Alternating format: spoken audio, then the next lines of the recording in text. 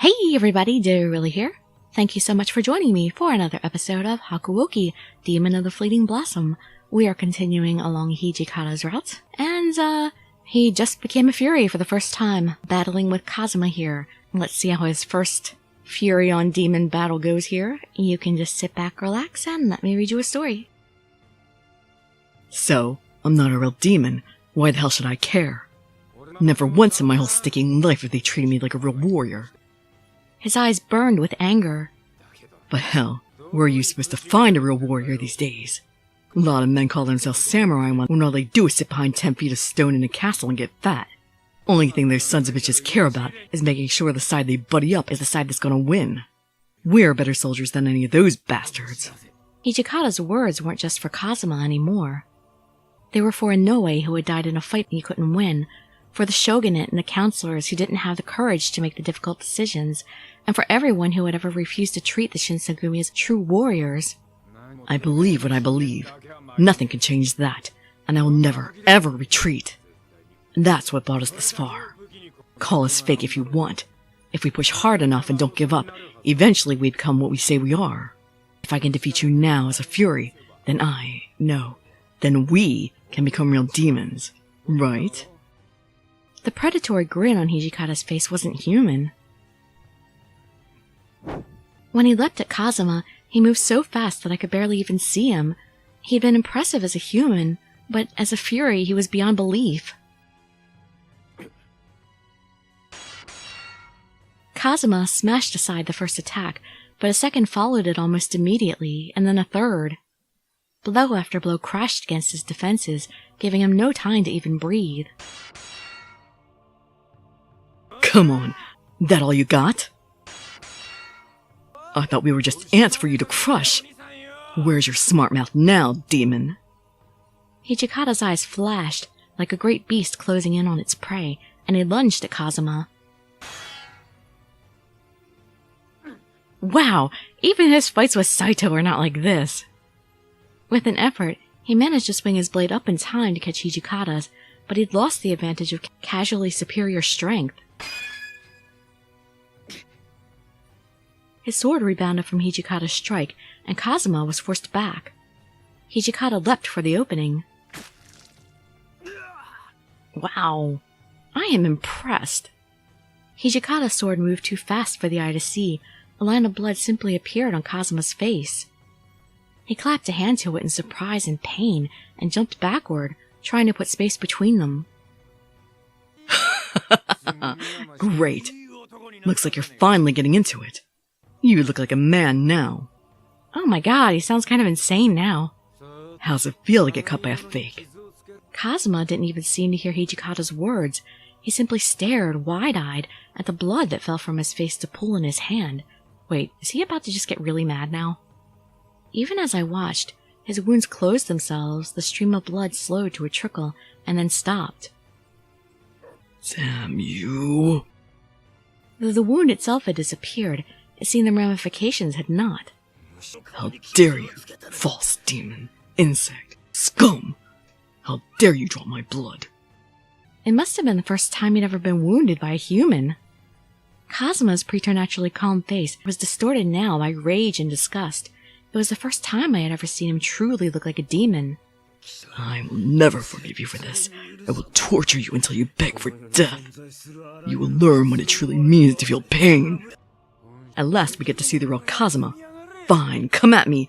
I dare you to kill me. He bared his teeth in a wicked smile. My god. Their swords collided with a resounding crash. Kazuma had been strong before, but now his blows landed with all the strength of a cannon. Veins stood out on Hijikata's neck and forehead as he strained against the onslaught. Damn you. You're nothing. Not even a shadow of a demon. How dare you draw my blood? Kazuma had gone mad with rage, his golden eyes wide and bloodshot. Bastard!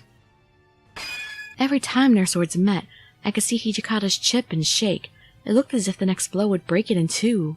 Hijikata tried desperately to block with the back of his blade and protect it from more damage, but Kazuma's strikes were too quick and too powerful.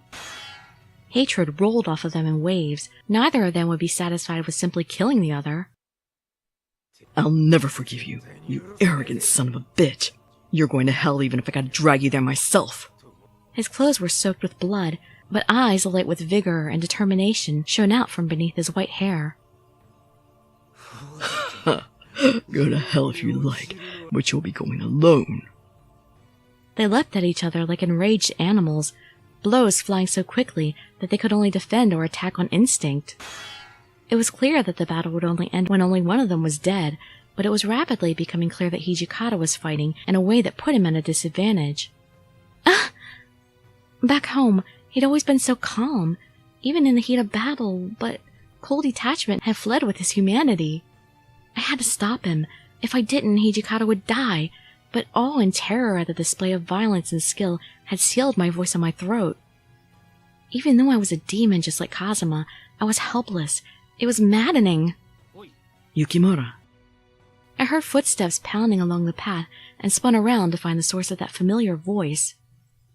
The commander had left to go see how things had gone with the Yodo, and he hasn't returned. Have you seen him? Yamazaki! His timing couldn't have been better. In that moment, Yamazaki looked like an angel. We're in trouble. Hijikata's fighting a demon, and Noe is... I wanted to explain what had happened, but somewhere between my brain and my mouth it all got jumbled, and I found myself stammering unintelligibly. Yamazaki stared at me for only a moment, before he glanced past my shoulder and saw the battle raging there. His eyes widened in shock and horror. What's going on here? That weird demon. Is that a fury? No, those clothes there. Oh my god. Realization began to dawn on his face, but he couldn't tear his eyes away from the battle. That's Hijikata! He drank the water of life! No.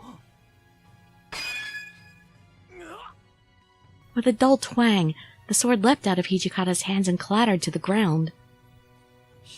This battle is mine, though I'm impressed that you lasted long with such a dull sword. He gave Hijikata a tight smile. Hijikata kept low to the ground and began to move away.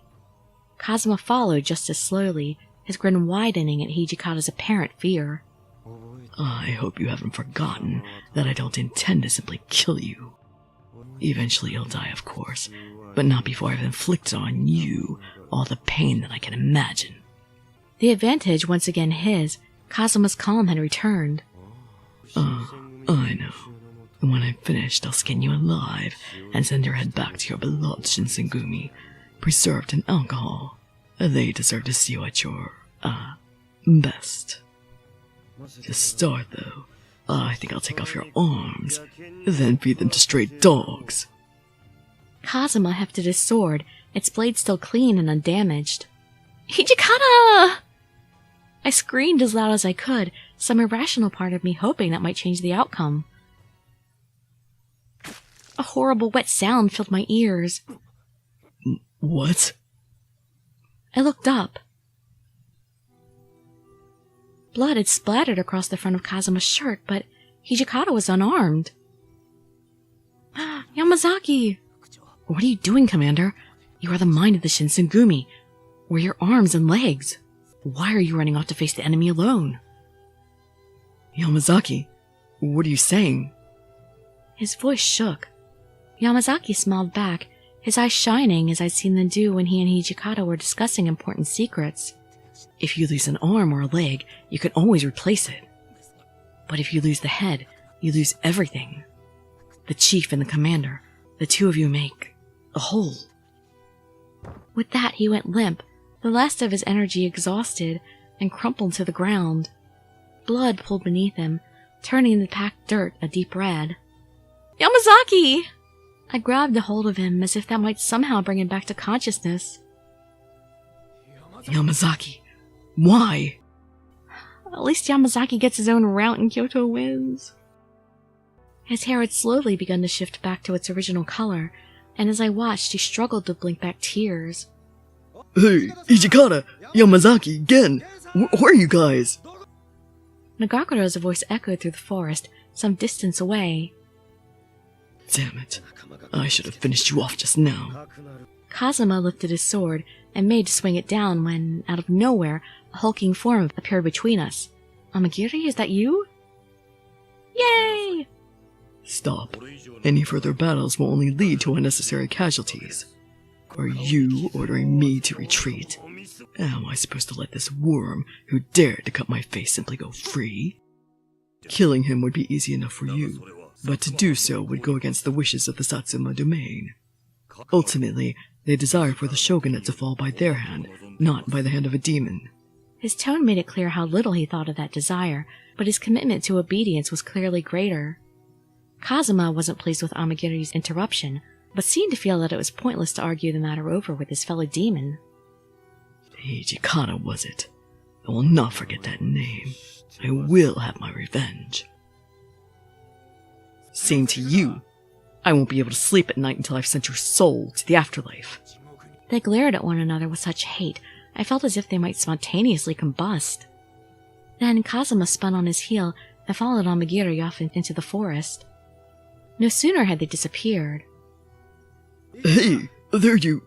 Hijikata, what the hell's going on? There's dead men all over the place. Did you run into some rebels? No, those are sword cuts. Good look at Yamazaki. I think he's still alive. Is he? What? Nagakura stared in horror and sudden realization at Yamazaki's limp body. What happened here? Come on, Yamazaki, hang in there. Anybody got some clean cloth and booze? Anything alcoholic's good. Hey, if you need cloth, take this. He needs it more than I do. Thanks, Sano. I'll help too. Let me look at him. I desperately called up everything I could remember about first aid and set to work next to Nagakura and Harada. Commander, what happened here? Hijikata didn't even seem to hear him. I never thought I would sacrifice my own men so that I could survive. Well, you didn't on purpose. One of your men sacrificed himself to save you. Sacrifice? Inoe's body is over there. Can you give me a hand bearing him? His men, too. It gets cold this time of year. Can't leave him out there to freeze. I knew that he wanted to break down and cry more than any of us, but in front of his men he struggled to grin and joke. It was just too much. I felt myself begin to sob, but I couldn't bear to do it in front of Inoue and Yamazaki, so I buried my face in my hands and let the tears flow soundlessly. Inoue had given his life to save mine. Hijikata had become a fury to fight the demon who chased me across Kyoto. Yamazaki had taken a blow that might well end his life to protect Hijikata. What could I possibly do for them? How could I atone for my sins? I thought about it for a long time, but no answers came. That night, Sanan and the Fury Car launched an attack in revenge for the events of the afternoon. Once the sun set, it became harder to aim a gun, which the Shinsengumi hoped would give the Fury Corps the advantage. At first it did, and the Furies were even more successful than they'd hoped. But then the gunners began to fire different special bullets, and the Fury Corps were quickly driven back. Silver bullets? The loss was devastating, and our allies quickly crumbled. With the betrayal of the Yodo and the Tsu domains, and the refusal of the Owari domain to become involved in any way, the Shinsengumi was alone. With our allies gone and enemies everywhere, we had no choice but to retreat to Osaka Castle. Betrayal everywhere! Well, here we are. Damn, this place is big. What's the sense in building a place like this? Hijikata, we're gonna take Yamazaki to see Dr. Ryojin, okay? Sure, fine. Go ahead. Yamazaki had groaned in pain all the way home. I hoped he would be alright. I was also worried for Hijikata. Now that he was a fury, being out in the sunlight had to be painful for him. He's not showing it at all. Hijikata? Are you feeling alright? I mean, physically. What, surprised to see a fury out during the day? No, I mean, that's not what I was just wondering if anything had changed. Even if I wasn't directly at fault, he'd become a fury because of the demon I'd attracted. No, so far nothing. Really? Still, pretty soon here it'll probably be painful for me to even look at the sun. Might as well enjoy it while I can. I thought it was immediate, not slow. Oh no. I don't know what's going on in that head of yours, but only one person made the decision to drink that stuff. Me. Besides, I've ordered plenty of men to cut themselves open or become furies. Can't really wuss out when it's my turn, can I? I had a feeling this would happen eventually. Don't blame yourself. It wasn't that easy, though. I couldn't just take him at his word and shed all the guilt I felt. When I looked at him, though, his expression seemed somehow relieved. This is kind of a weird question, but did something good just happen? Of course. He looked up at the castle walls and laughed. Isn't it obvious? This castle will never fall. So long as we stay here, we can't lose. Maybe we'll do what Yukimura Sanada couldn't, and maybe I'll get some revenge. How could I not be excited? The man I'd watched fight the demon Kazuma was nowhere to be seen. Hijikata's face now was that of a man looking forward, determined to win. I smiled to myself. He hadn't given up hope. Commander, there you are! What's wrong? We've been ordered to put out to sea immediately. We're returning to Edo. But we just got here and we're trying to put down stakes and be like Sanada Yukimura, who was totally awesome and one of my favorite historical figures. Edo, what do you mean? I thought we were going to stay here and give that rebel scum a little payback. Well, He hesitated, and I sensed that it was out of reluctance, not confusion. When he spoke, he sounded as if he didn't quite believe what he was saying. I received word that Yoshinobu Tokugawa has already boarded a ship and is headed for Edo, so there's little point in remaining here. For a moment, Hijikata simply stood there stunned. When he spoke, his voice was a sinister growl. What the hell do you mean he's on the boat to Edo? His army put their necks on the line for him, and he's running away to save his own sorry ass? Well, to be honest, I'm really not too sure myself. Shimada didn't look too much more pleased about the situation than Hijikata. Damn it! Unable to contain his frustration, he kicked out at the nearest tree. His eyes thinned, and he kicked it several more times. At last he stopped, slightly out of breath, and tried to regain his earlier calm. Fine. Not like we're fighting for Tokugawa himself in the first place. They don't have the balls for it, fine. We don't need them. We've still got the Denshu Company, and a couple of those warships the Shogun had bought from the foreigners. When we get to Edo, we'll just have to start this fight up again. Perhaps it was the desperate exhilaration of having her back to the wall, but I saw the fire of determination light in Hijikata's eyes. That was how the Shinsengumi and the last remnants of the old shogun were forced to leave Osaka Castle and return to Edo. During the trip, Yamazaki's wound grew worse, and eventually he passed away. Again! Damn it! I'm so sick of him dying! Come on, Kyoto Winds! We need to have Yamazaki drink that water of life, apparently. Yamazaki himself has said that Hijikata was the head, and the rest of the Shinsengumi were his arms and legs. To me it seemed that was truer than even Yamazaki had realized.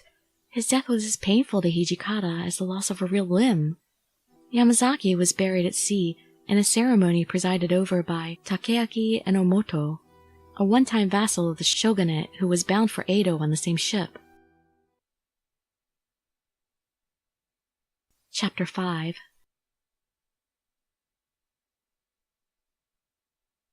January 1868.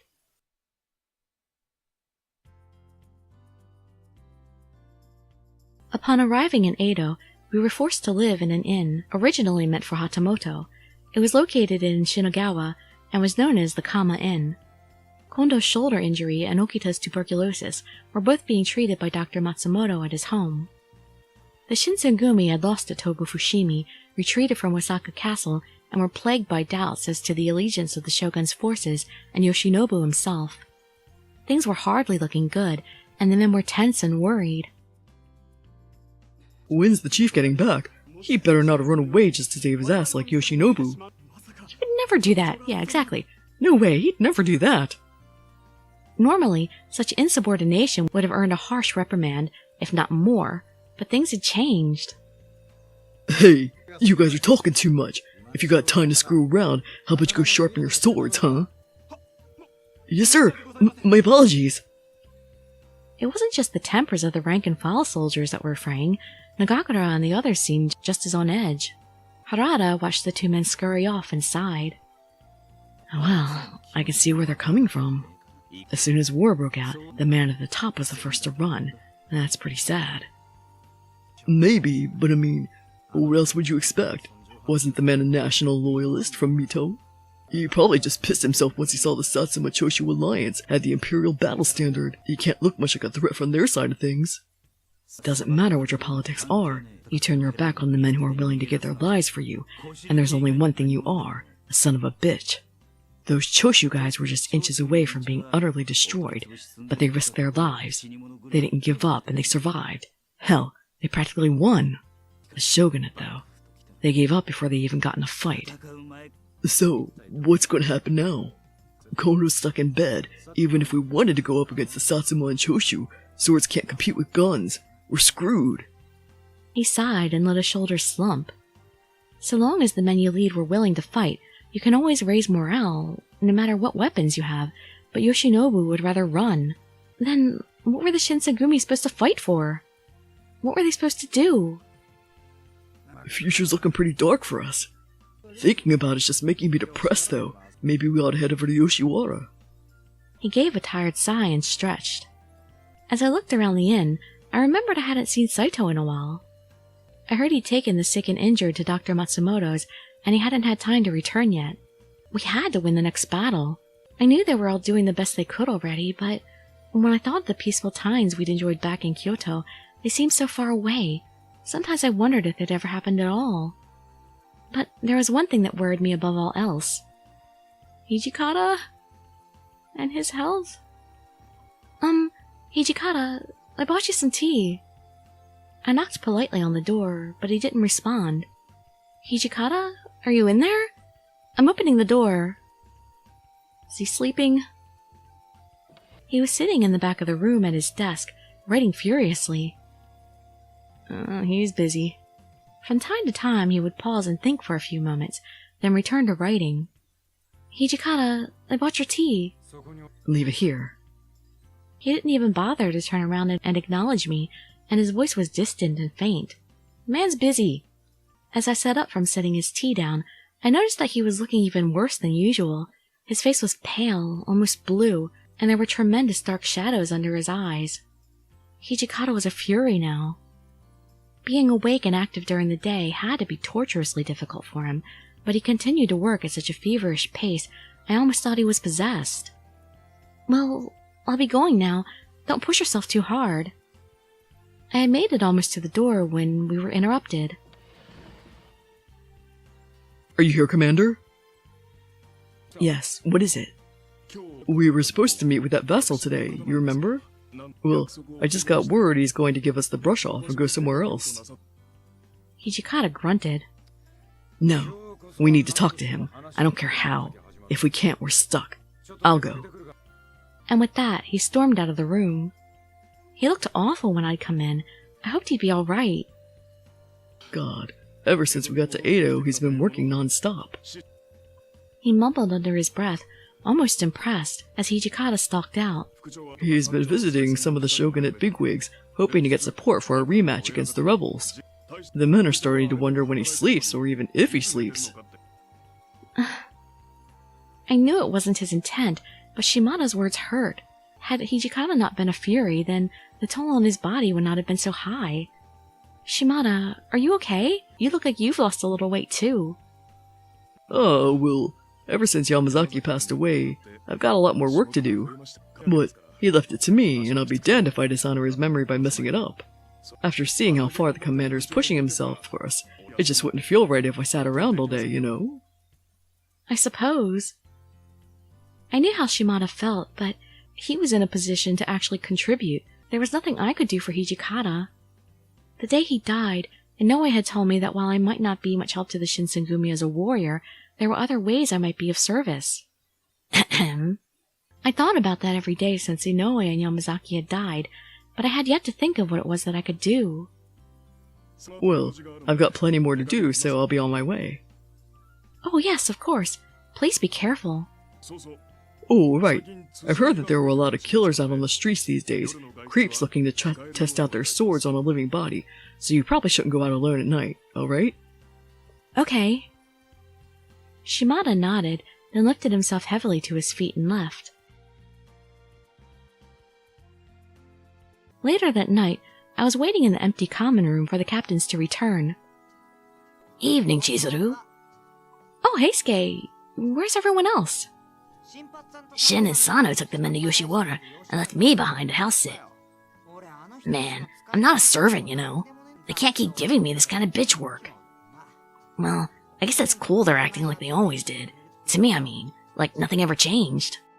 His laugh sounded small and lonely in the empty hall. Oh, that reminds me. Do you know where Sanan is? Did he go somewhere? Yeah, I heard he's out on patrol. Drinking blood. Patrol? But we're not in Kyoto anymore. No one asked us to keep the peace in Edo. Why is he still doing it? His face was solemn. Sanan's been acting weird lately. Like, just today, as soon as the sun went down, he told me he was leaving on patrol. I asked if he wanted me to go with him, but he said he'd be fine on his own.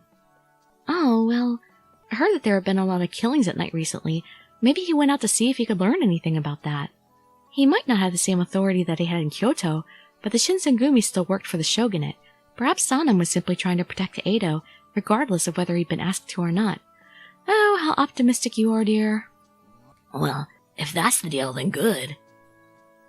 Apparently he doesn't think so. He didn't much sound like he thought it was, however. Oh, Hijikata, welcome back. You're still up? His face was still pale, but his tone was sharp. As I watched, I realized that he was only barely standing. He shook slightly as he moved, and I got the feeling that if he let his concentration slip even a little, he would simply collapse. There was something wrong, but what should I say? I should say, is there anything I can do? Is there anything I can do to help? I knew what the answer would be, but I couldn't help asking. No, just stay put and stop thinking about that. Oh, come on, give me something to do. Let me bring you tea, at least. Well, that was clear enough. Oh, I see. Even though everyone else was working themselves to the bone, barely sleeping or eating, all I could do was sit around, useless. Hijikata must have seen my face fall, because his frown changed and his brows drew together. Hey, don't give me that look. Can I at least come warm your bed? Oh, I'm sorry. The moment I said it, I realized that only made things worse. My apology only made me sound more miserable. No, that wasn't good at all. I needed to be more cheerful, or I'd just drag everyone else down with me. If I couldn't help, the least I could do was try not to hinder. Hijikata sighed. You don't need to worry about us. Just go make some tea, alright? Yay, I can make some tea! Your tea isn't that bad, I guess. I guess that's as close to a compliment as I'm gonna get. Okay, I'll be right back. I ran off to the kitchen, my mood much improved. Hijikata, you put up a good front, but you're really pretty easy on her. Shut it. Here you go. I could only find some hard candy to go with the tea, but... Fine. I have to get back to work as soon as I drink this anyway. Are you sure you're going to be alright? You're a fury now. You should be sleeping during the day and working at night. Hijikata didn't answer. Instead, he took a sip of the tea and sat in silence for a moment. When we were leaving Osaka Castle, Kondo said something to me. He said that if he was the shogun, even if he'd had only 200 or 300 men, he'd have locked himself in that castle and fought until he didn't have anyone left. Then, he would have gutted himself like an honorable warrior. I told him that it doesn't do anybody any good when the guy on top dies, and it's bad news for everyone on the bottom. I told him he was being too idealistic. Now he's stuck in his bed, shot in the shoulder. He'd die for any of us, and we all know it. Sure, I feel like crap, but that doesn't mean I get to rest. He gave a weak grin. Gotta get things back in order before he gets back. There was a gleam in his eye, excitement at the thought of handing over a perfectly functioning Shinsengumi to his master and friend. If the rest of the men worried because they saw their chief laid low by a coward's bullet, Hijikata was buoyed by the simple fact that Kondo was alive, and that he had the courage to do what other leaders would not. He finished his tea quickly and returned to his room with only perfunctory thanks. The day before, his light had stayed on late into the night. Today would likely be no different. I've got a bad feeling things are just going to get worse from here on in. Hijikata's a fury, but it doesn't look like he started to feel the bloodlust yet. Bloodlust? When you become a fury, something happens to you, and, well, sometimes you really, really want to drink blood, like you need to. It hurts, and not like how it hurts when you get beat up during sword practice. You want to die, just because that'll make the pain stop. Oh no! My hands leapt to my mouth involuntarily. Hijikata already looked terrible if unbearable pain were suddenly added to his many burdens. Is there any way to do anything about it? Well, if you drink some blood, then it goes away almost immediately, but only for a while. And the longer you go, the more painful it gets. At first, you only need a little blood to feel better, but after a while you need more, and pretty soon you have to drink a whole lot of blood before it goes away. I was at a loss for words. A monster like that could only survive by drinking human blood. It was like something out of a legend. Vampires? What about you, Heisuke? Are you, drinking blood? His face twitched. Come on, don't ask me that. Have you been drinking blood that wasn't mine? I mean, I know we're not on your route, but still. He made some manner of excuse after that, and got up and left the common room, leaving me alone to think about Hijikata. Was he really okay? Had he already experienced the bloodlust Heisuke had told me about, but refused to tell anyone? He couldn't have been in the throes of it when I saw him, but it was clear that sooner or later he would find himself in a great deal of pain. And right there is where we're going to end this video, and see him in great pain later on, sadly enough. So apparently Hijikata's one strong guy if he's enduring the furyhood so well so long this early on already. The other guys seem to suffer like almost immediately. Alright, well, I hope to see you in that next video or some of my other ones, and I'd be so grateful for any likes, comments, subscriptions, or shares with your friends to show some support. Thank you so much for joining me, and I wish you all health, happiness, and safety. Dirili signing out. Bye bye everybody.